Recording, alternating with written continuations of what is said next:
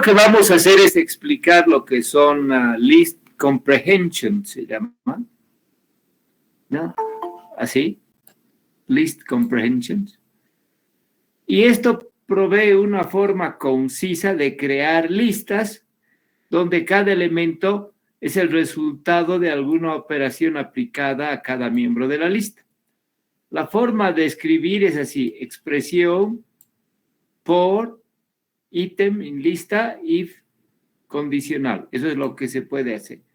Por ejemplo, hagamos una lista con los números cuadrados. Entonces, la forma sería así, ¿no? Digamos, para hasta 10, por x in range 10, y sería cuadrados.append x al cuadrado. Y así crearíamos una lista de números cuadrados. El resultado sería 0, 1, 4, 9, 16, etc. Ahora, usando este formato, que es se llama list comprehensions, pondríamos cuadrados igual a x al cuadrado para x en el rango de 10. Es lo mismo, fíjense, ¿no? Pero es una forma más fácil de hacer. Ahora, la pregunta que uno se hace, ¿qué es mejor? ¿Escribir así o escribir así? Si uno puede hacerlo con una list comprehension o es mejor hacerlo a través de un for de esta forma. Entonces vamos a venir aquí al Python y les voy a mostrar un ejemplo que he hecho yo que dice, acá está, fíjense los cuadrados, vamos a poner n en 1000 aquí y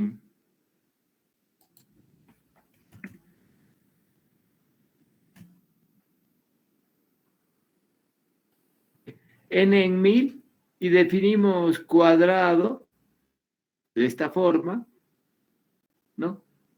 Que vamos a llenar este vector de cuadrados y vamos a poner for x in range n, ¿no? Y vamos a hacer cuadrados igual a append cuadrados, ¿no? Entonces lo mismo que les acabo de mostrar, y aquí como n es 1000, vamos a hacer 1000 cuadrados. Si yo quiero hacer lo mismo con un list comprehension, pondría cuadrados para cuadrados, corchetes cuadrados, x al cuadrado for x in range n. Fíjense, esto es lo mismo, ¿no? Ya no hay append, solamente hay esto que está acá. Entonces, queremos comprobar cuál es mejor, si este o este, porque escribir esto o escribir esto es lo mismo. ¿Cuál es más legible? Es lo que nos preguntamos. Ahora voy a hacer correr, y fíjense que acá he puesto print y le he usado timeit para contar, para que me mida el tiempo, ¿no? Entonces tengo quad 1, y tengo quad 2, de abajo, ¿no?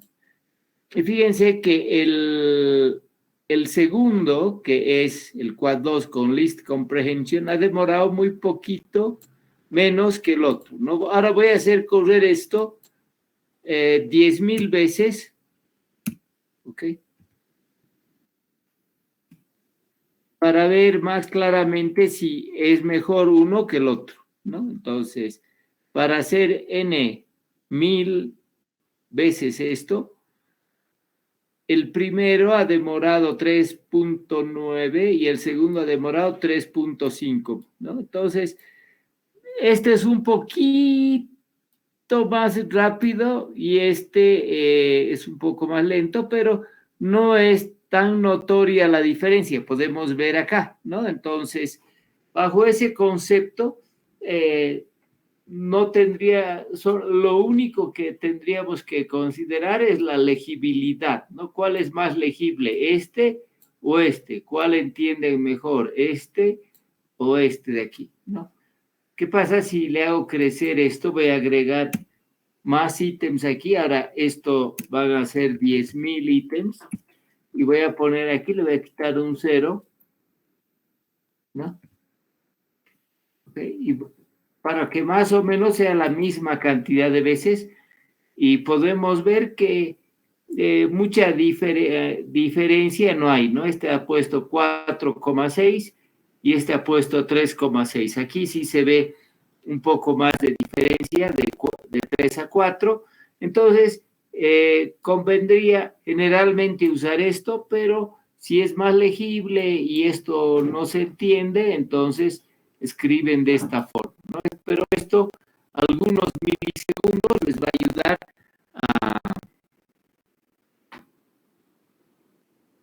a ahorrar, ¿no? Entonces depende de cuánto tiempo tienen que ahorrar en su código. Ok, esto lo voy a cerrar. Entonces, indistintamente vamos a usar list comprehensions y vamos a usar el otro. Cada uno usa lo que vea. Ok. Bien, entonces vamos a ver algunos ejercicios y algunas aplicaciones adicionales que también están en los documentos que tienen para descargar, ¿no? Entonces dice, enunciado, dada una cadena de letras minúsculas, imprimir si tiene todas las letras. En otros casos, imprimir, no, imprimir false, ¿no? Entonces quiere saber si tiene todas las letras del alfabeto inglés. Y si no tiene todas las letras del alfabeto inglés, hay que imprimir false.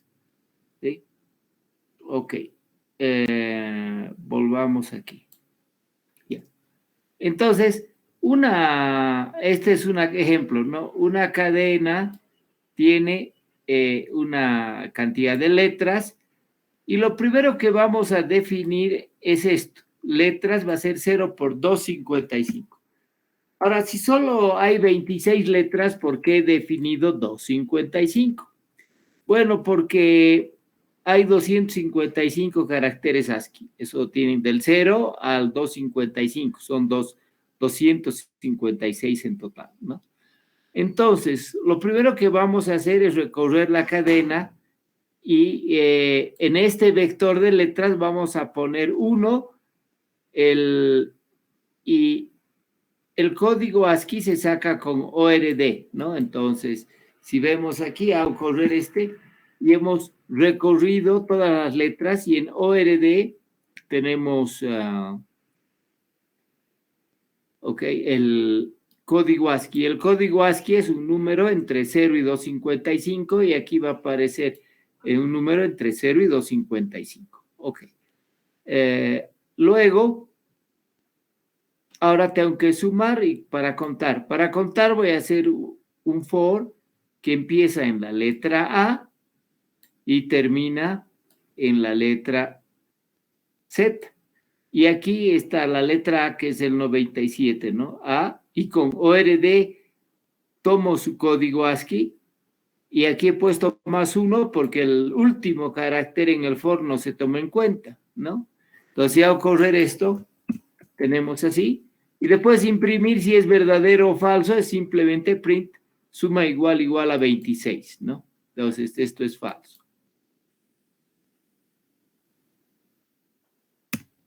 También podríamos contar usando corte, ¿no? Cortes, slicing. Le pongo sumar desde la A hasta la Z +1 y listo. Esa es otra forma de hacer, ¿no? Tal vez más fácil que estar haciendo un for. Ahora tenemos aquí una cadena que tiene todos los caracteres y vamos a ver si pone true, ¿no? Es true, ¿sí? Ok. Aquí está con for y aquí está con slicing, ¿no? ¿Qué tal si le quito un carácter? ¿No? Entonces ya es false, ¿no? Ok. Ese es el, ¿no? Entonces puede usar una cadena para almacenar valores sin necesidad de hacer una lista larga de ifs, ¿no ve? En este caso no hemos preguntado, tiene la A, tiene la B, tiene la C, tiene el etcétera. Simplemente hemos contado acá. Y si aparecía, ¿no? Por ejemplo, si el objetivo fuera saber cuántas veces aparece la A, cuántas veces la B, etcétera, en lugar de poner en 1, como hemos puesto aquí, le sumo 1 y ya tengo un contador de cuántas veces aparece cada una de las letras.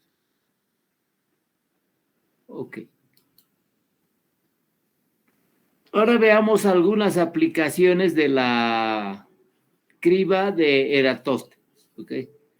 Ya hemos explicado la anterior vez que la criba de Eratóstenes es una forma para hallar números primos pequeños, ¿no? Ok. Eficientemente. Y la primera pregunta que uno se hace, ¿qué es pequeño? ¿No? Entonces, un número es pequeño cuando la cantidad, cuando puede definirse en una variable entera. Entonces, es pequeño. Las variables enteras son de 32 bits, ¿no? Entonces, cuando es un número de 32 bits, lo llamamos un número pequeño, que se puede hacer en una criba.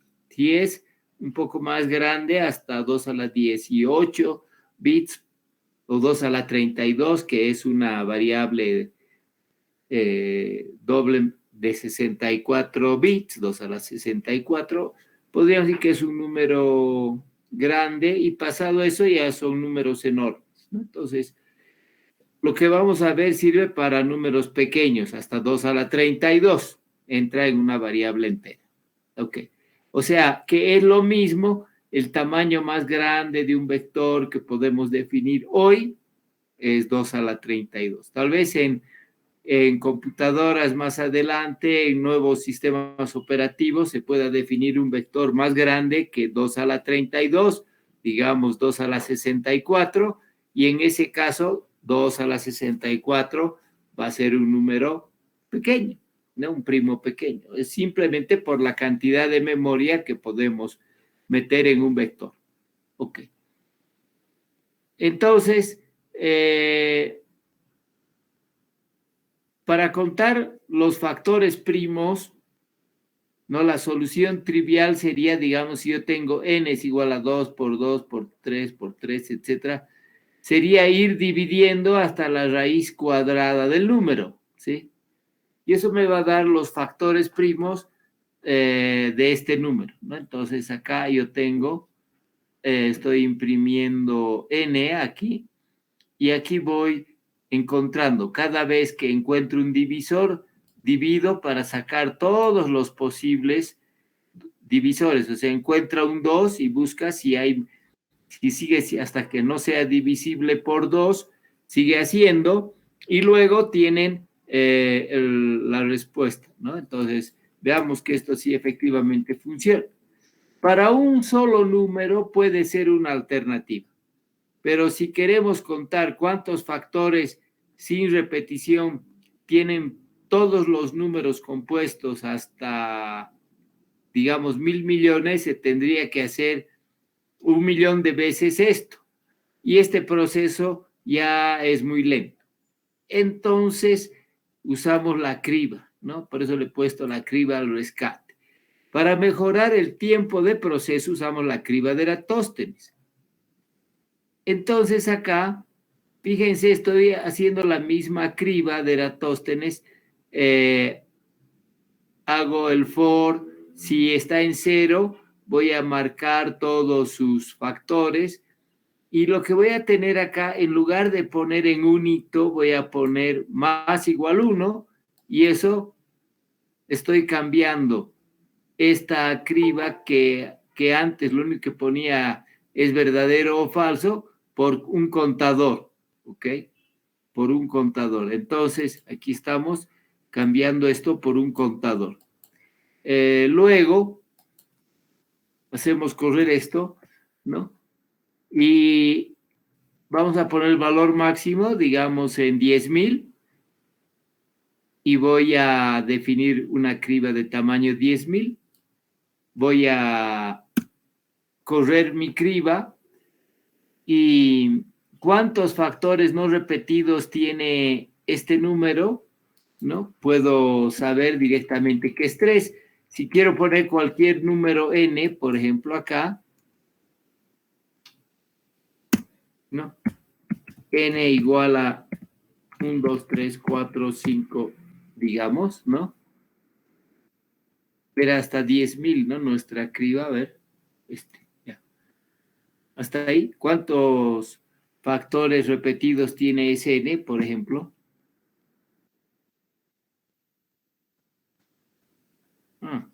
Este es hasta, hemos puesto hasta 10,000, haremos crecer un numerito más, ¿no? Aquí.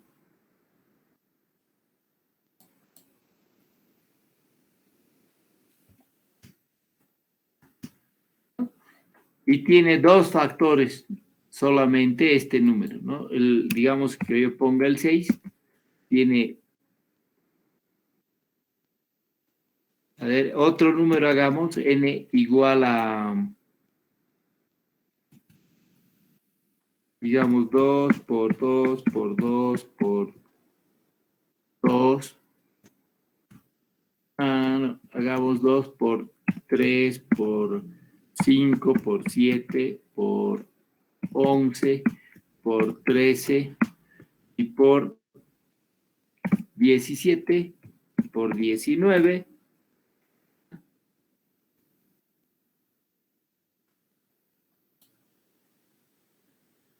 No, es que creo que hay que primero hacer correr este y después este, ¿no?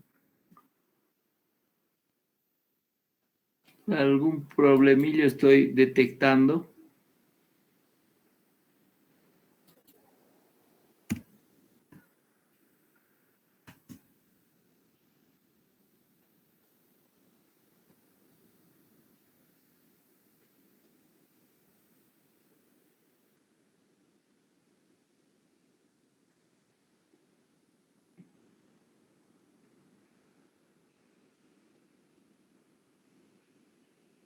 Bueno, aquí hay algún problemillo que hemos creado un error, ok.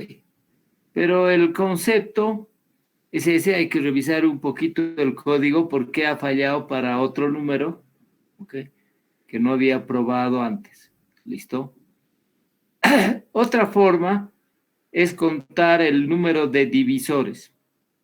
¿Cuántos divisores tiene un número? Podríamos... ¿Cuál es el factor más grande de un número? ¿No? Simplemente podría contar su último factor que se ha encontrado y guardarlo acá. Y de esa forma yo podría saber cuál es el último factor de un número, ¿no? Entonces aquí tienen el número 2, 2, 3, 3, 7 y aquí van a ver que el factor, ¿no? Aquí dice el factor más grande es 3, sin embargo es 7, ¿no? Entonces algún errorcillo también hay aquí que será revisado. ¿Ok?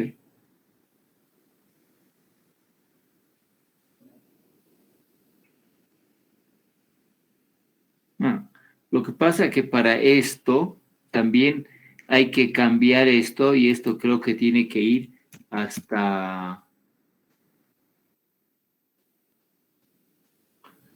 el valor máximo.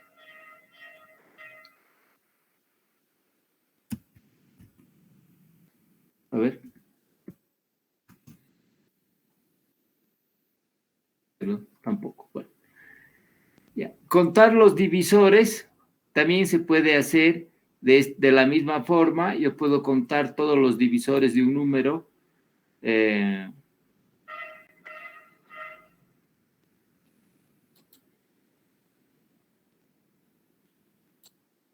No puedo contar todos los divisores de un número, quitando esto para que vaya hasta el máximo más 1 y puedo hacer un for y he quitado también este, ¿no? Que decíamos, si ya estaba marcado le quitamos, en este caso, aunque esté marcado, recorremos y cuenta todos los divisores sumando 1, ¿no? Entonces, todos los divisores de 20, por ejemplo, son 4, ¿no? Que está acá. Okay. ¿Cuándo utilizar un método u otro? Bueno, por ejemplo, se pide cuál es la suma de todos los divisores entre A y B, una criba es una solución eficiente. ¿Cuántos números primos hay entre A y B? También una criba es una solución eficiente. ¿Cuál de los números entre A y B tiene el factor más grande? Puedo escribir una criba. Cuando se quiere el resultado para un solo número, se puede usar cualquier método. Para un número pequeño, o sea, de 32 bits, si el número es grande, entonces hay métodos especiales para trabajar, que no son parte de este curso, que los van a llevar en criptografía, ¿ok? Cuando lleven criptografía. Bien, hagamos unos ejercicios ahora. Estos. Fíjense, el Fibonacci hemos hecho f de n menos 1 más f de n menos 2 y hemos empezado en 0 y en 1, ¿no? Y hemos mostrado la clase anterior que yo puedo escribirlo y guardarlo en una... Puedo tener este arreglo de Fibonacci en 0 y en 1 y con un for, simplemente copiando la fórmula, el anterior más dos anteriores, los pongo acá y tengo, ¿no? Y tengo creada la serie de Fibonacci muy facilito dentro de un vector. Ok. Algunas propiedades que tiene, que el cociente entre dos números consecutivos se aproxima a este valor, que se llama razón de oro, y el código que demuestra esto sería este, ¿no? Aquí yo tengo, estoy haciendo correr y lo único que estoy haciendo es dividir uno y el anterior, ¿no? ¿Ok? Entonces, al dividir uno y el anterior, podemos ver que se va aproximando al 1.18003, que es 1.18003, y se va aproximando rápidamente a este número. Ok. Entonces, hay muchas secuencias parecidas que se pueden usar y que tienen diferentes propiedades y se pueden usar de la misma forma. Por ejemplo, la secuencia de Padabón, ¿no? La secuencia de Padabón dice PDN igual a PDN menos 2 más PDN menos 3. Y aquí están sus primeros valores. ¿Ok?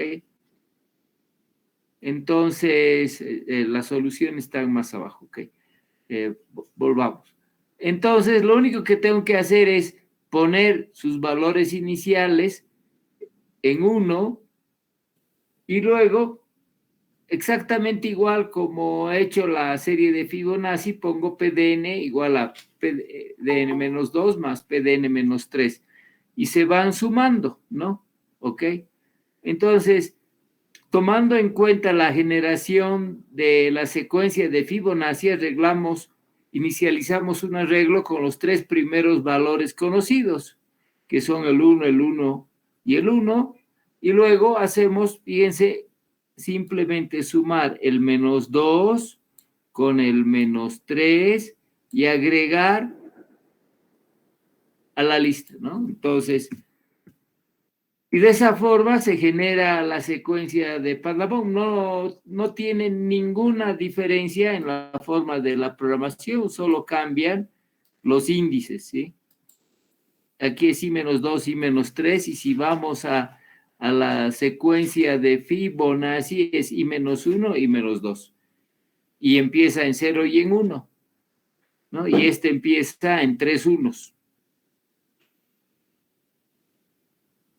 Ok, ¿qué significa esta secuencia de Padabón? ¿No? PDN son las maneras de escribir n más 2 como una suma ordenada en la que cada término es bien 2 o 3, ¿no? Ok, de otro modo es la composición de n más 2 en que cada término es 2 o 3. Por ejemplo, P de 6 es igual a 4. Hay 4 maneras de escribir el 8 como la suma ordenada de 12 y 13, ¿no? Aquí 2 más 2 más 2, 2 más 3 más 3, 3 más 2 más 3, 3 más 3 más 2. Y eso se hace simplemente, muy simple, haciendo la secuencia de Paderborn. Veremos la representación de Seckendorf, que algunos lo han llamado también como cambio de base a una base Fibonacci. Ok.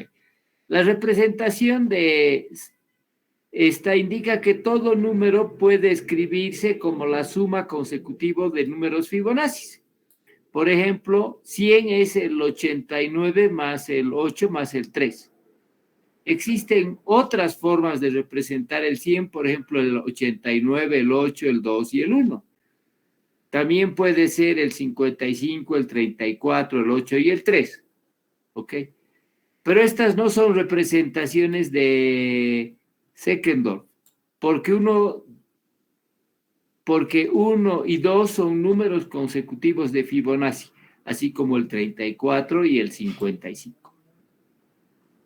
Ok. ¿Cómo se hallan una representación con números de Fibonacci de Seckendorf? Entonces, primero generamos la lista de Fibonacci, por ejemplo, hasta el 20, ¿ok? Que permite hallar números menores a 4181. Buscamos el número más próximo al que queremos encontrar. Restamos y hallamos un nuevo número. Repetimos hasta obtener el resultado, ¿no? Entonces, aquí voy a poner, buscar devuelve el Fibonacci más próximo al número buscado, ¿no? Y es un número, si es un número de Fibonacci, devuelve ese número, ¿no? Entonces, esta va a ser la función buscar, ¿ok? Y lo único que hace es, tengo mi lista de Fibonacci, y si Fibo es mayor a R, devuelve Fibo de I menos 1, y else devuelve, si Fibo de I es igual al número a buscar, devuelve Fibo de I. Ok. Entonces, para N20, cantidad de números en la secuencia que vamos a tener, genero mis 20 números de Fibonacci, aquí están. ¿Sí? Ok. I menos 1 más I menos 2, ¿no? Están, entonces Fibo tiene la lista. Ok. El número que quiero representar, por ejemplo, el 100. Entonces, tengo X y suma, X va a ser R y suma va a ser 0. Ok. Entonces, hallamos la representación y mientras R sea diferente de suma, ¿sí? Tenemos que vamos a buscar acá el valor de X, ¿no? Ok. X es lo mismo que 100, ¿no? Y vamos a imprimir X1, que es el resultado de encontrar el número más próximo Fibonacci a este. Y luego hacemos suma igual suma más X1 y le restamos X1 a X, ¿sí? Entonces vamos a buscar el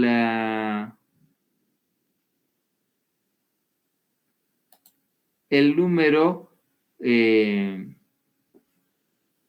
siguiente, ¿no? Entonces, ya hemos encontrado el 89, restamos cuál es el número más próximo al 11, ¿no? Entonces, el 8. ¿Cuál es el número más próximo al 8? Es el 3, y la suma da 100, ¿no? Entonces, podemos correr y ver que son estos los números. Podríamos probar con, digamos, con otro número, por ejemplo, el número 50, veremos si va a funcionar, ¿no? Entonces, el más próximo al 50 es el 34. Diferencia entre 54 y 50 es 16, el más próximo es 13, y después tenemos lo que queda, el más próximo es 3, y con eso se ha completado esta representación, ¿no? Entonces, fíjense, este problema se puede resolver de forma bien sencilla, ¿no? Teniendo una lista de números generada de esta forma, ¿no? Ahora expliquemos los números de Lucas, ¿no? Los números de Lucas son similares a los de Fibonacci, pero comienzan con el 1 y el 3. Los primeros números de la secuencia son 1, 3, 4, 7, 11 y 18. Usa la misma fórmula de los números de Fibonacci, pero comienza con valores diferentes, ¿no? Entonces tengo i-1 más i-2. ¿Y desde cuándo se conocen los números Fibonacci? Hace 200 años de Cristo ya se conocían los números de Fibonacci, pero no se hicieron famosos hasta que Lucas los estudió y hizo su famosa serie de Lucas, y recién se hicieron famosos los números de Fibonacci. Y existen los números probablemente primos de Lucas, ¿no? Ok. Entonces, si se quiere probar que un número es primo, buscamos su posición en la secuencia de Lucas y restamos 1. Si es un múltiplo del número que buscamos, es probablemente primo, y si no es múltiplo, entonces no es primo. Que no nos dice si es realmente un primo, pero es un probablemente primo, ¿no? Entonces, acá está el ejemplo, ¿ok? Valores iniciales, 1 y 3. ¿No? Aquí tenemos, hacemos, digamos, 100 números de Lucas, aquí estamos haciendo una pen y están acá. Ahora yo quiero listar los números probablemente primos de Lucas menores a 100, ¿no? Y lo que tenemos es for i in range 2,n y x igual a Lucas de i-1, ¿no? Y si x módulo i es igual a 0, entonces probablemente primo, ¿no? Entonces, fíjense, el 2 es probablemente primo, el 3 es probablemente primo, el 11 es probablemente primo, etcétera. Todos los primos han salido como probables primos de Lucas, ¿no? Ok. Pero esto no garantiza que sea primo, sino simplemente es un probable primo de Lucas, ¿sí? Entonces, de esta forma, fíjense, se puede trabajar y hallar un número probablemente primo. Okay.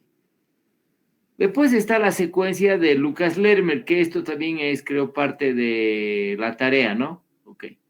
La secuencia de Lucas-Lerner es así. Se toma f de i igual a f de i menos 1 al cuadrado menos 2. ¿Ok? Entonces vamos a construir esta secuencia. Entonces copiamos nomás, ¿no? F de i menos 1, acá está, ¿no? Hemos puesto, empezamos con 4 y pones f de i menos 1 al cuadrado menos 2 y se los va agregando a esta lista. Ok. Y ya tienen la secuencia de Lucas, ¿no? Entonces, lo hemos agregado simplemente a la lista así. Y fíjense que es algo, crece muy rápido, ¿no? El número 10, que es este último número, fíjense qué enorme que es, ¿no? Ok. Crece muy rápidamente. Rápidamente va a ser un número gigante, ¿no? Ok. Como ve, estos números crecen muy rápido. Sin embargo, hay una propiedad que permite probar si los números de Mersenne son primos o no. Un número de Mersenne es de la forma 2n más 1. ¿Ok?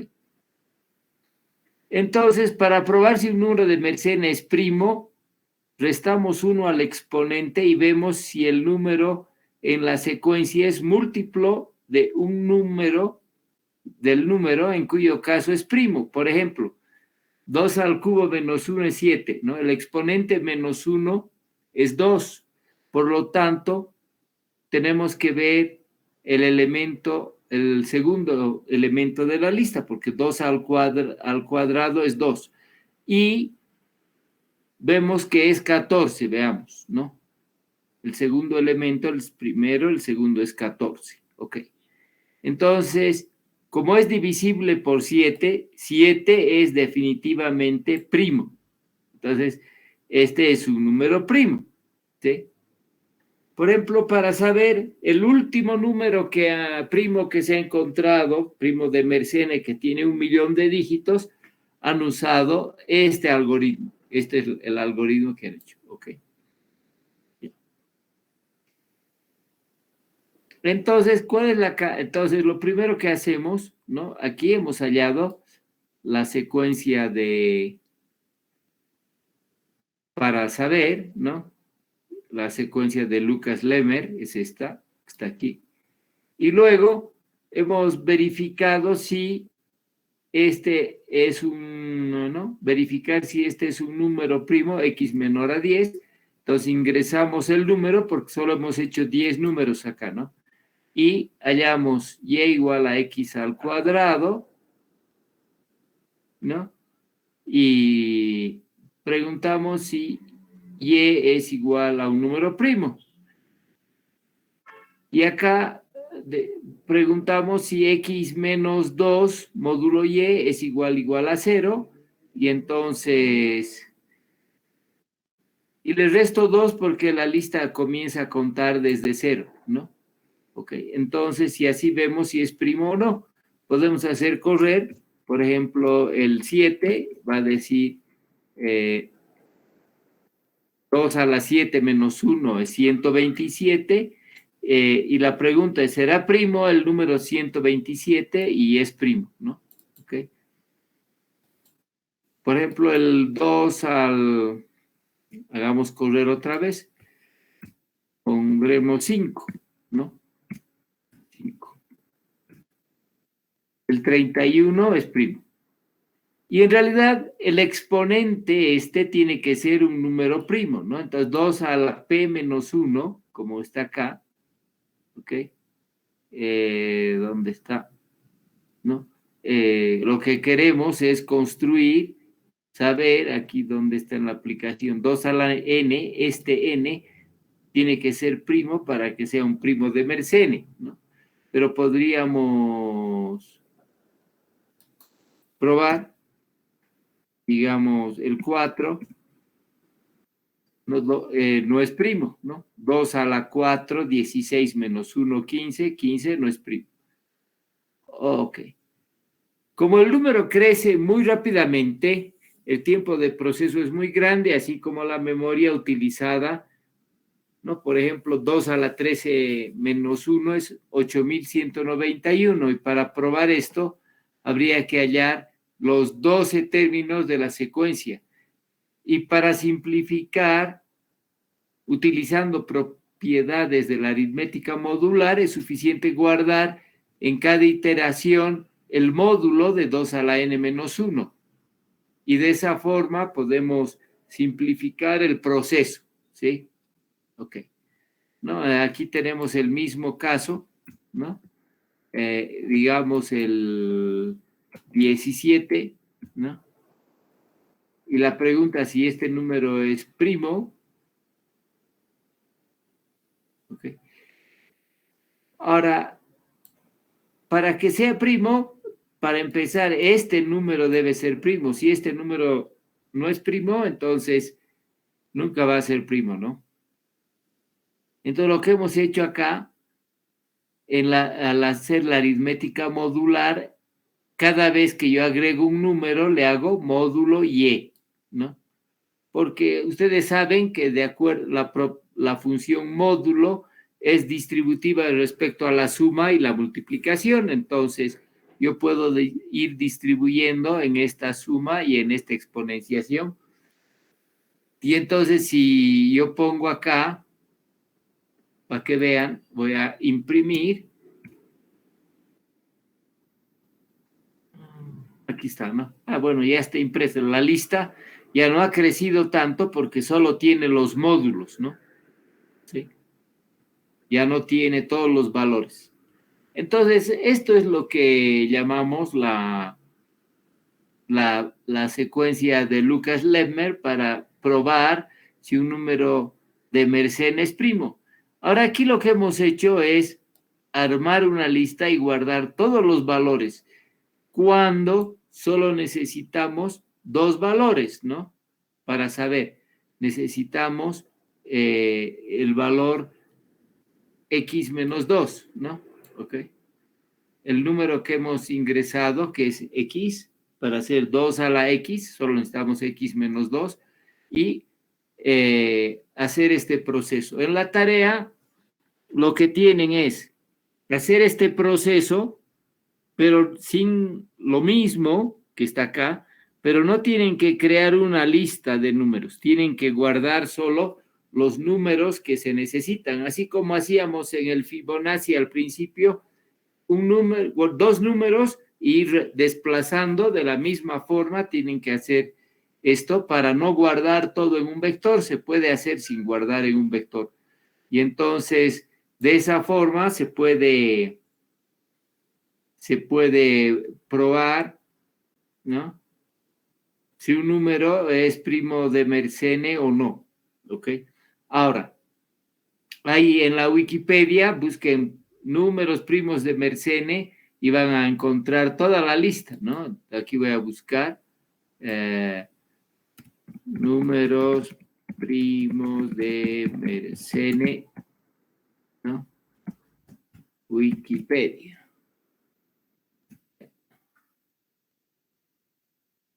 Número Wikipedia, listo, ¿no? Aquí está. En la Wikipedia dice, ¿no? El número primo de Mersenne es 2 a la n menos 1, ¿ok?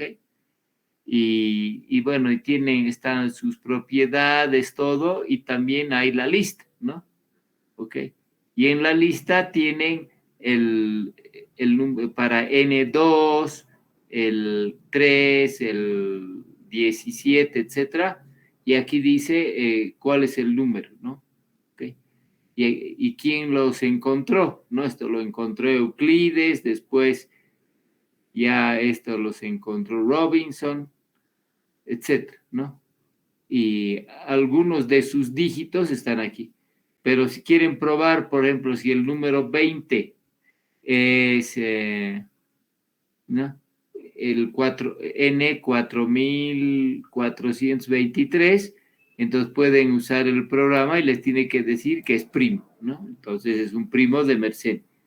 Y así pueden ver, y el número más grande es este, y se ha encontrado el 2018 y tiene 24 millones de dígitos, ¿no? O sea que tal vez hasta qué número podrá ser se podrá hacer en tiempo razonable, eso ya verán ustedes, porque estos números, por ejemplo, para probar que este número es primo, tienen programas especiales y que procesando 3, 4, 5 meses han encontrado estos valores. No es fácil de encontrar, ¿no? Pero si alguien encuentra el número 52, digamos, ¿no?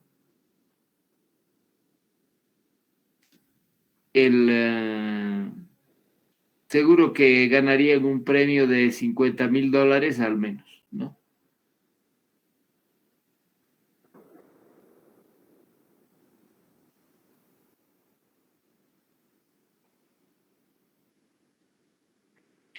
Entonces, aquí hay nuevas conjeturas, ¿no? Que han hecho de Mersenne. ¿Y qué significa una conjetura? Significa que han probado experimentalmente hasta cierto valor, pero no está demostrado matemáticamente, ¿no? Y aquí hay los números perfectos, cómo se pueden hallar, y también pueden hallar usando estas mismas funciones que hemos mostrado, ¿no? Entonces, pero échenle, si quieren comprobar que su programa funciona bien, pueden usar estos números de acá, poniendo n igual 2, 3, 4, y les va a decir si es primo o no, y ya está, ¿no? Esta es la forma de comprobar, porque tenemos aquí una lista de números. Ok. Entonces, en la práctica tienen varios ejercicios, muchos se resuelven usando una criba, tienen el programa de criba que pueden reusar y readecuar, ¿no? ¿Ok? Porque si no les va a dar límite de tiempo excedido, ¿no? Veremos a ver si ya han intentado hacer.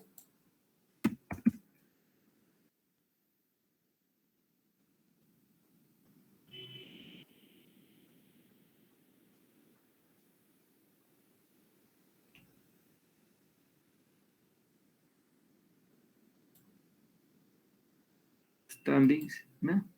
Entonces, ya hay alguno que ha resuelto casi todos los ejercicios y algunos ya han resuelto el B, el D, etc. Entonces, con la criba pueden hacer.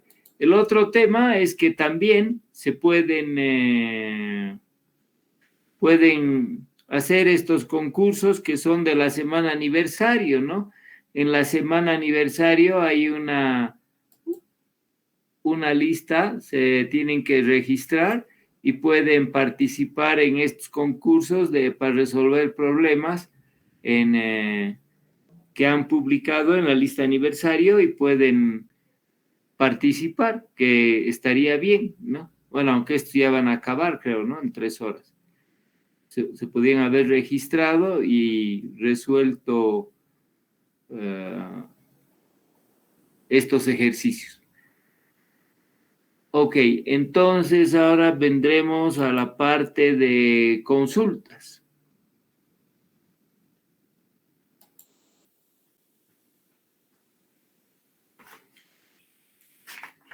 ¿Qué consultas tienen?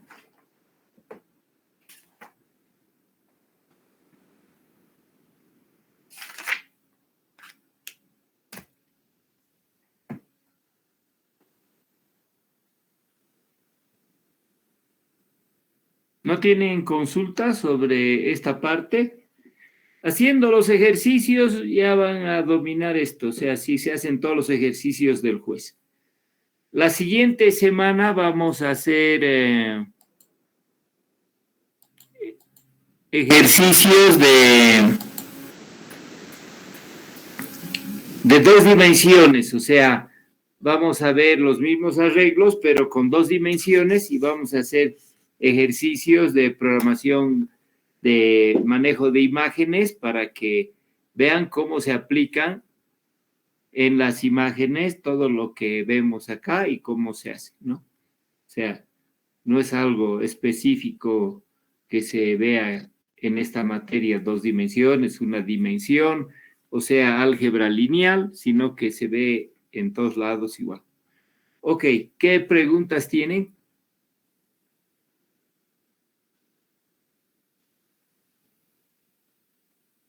Bueno, si no hay más preguntas, vamos a dar por terminada la clase de hoy y nos estaríamos viendo el día lunes, ¿sí?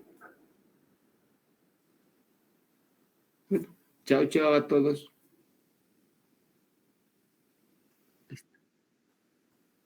Hasta luego, licenciado.